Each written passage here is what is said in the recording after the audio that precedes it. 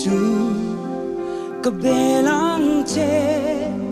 Emmanuel kathandam na rumin rel sak ang che Giêsu kabelang che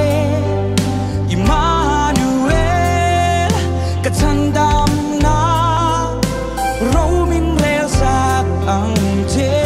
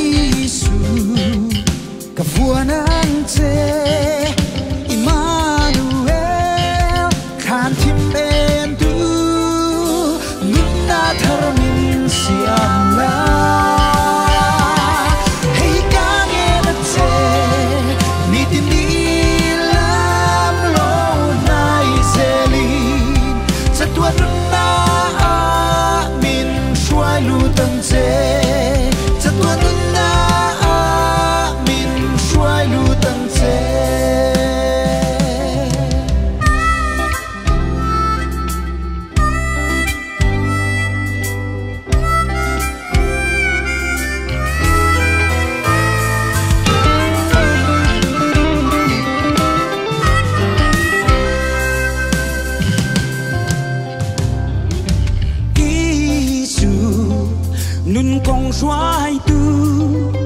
Emmanuel itak na in kong dik min sirtila Hey kangen at se Niti nilam low na iselin Sa tuwan nun na min suai lutang te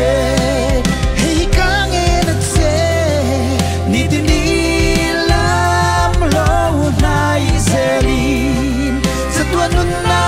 amin suai lutang te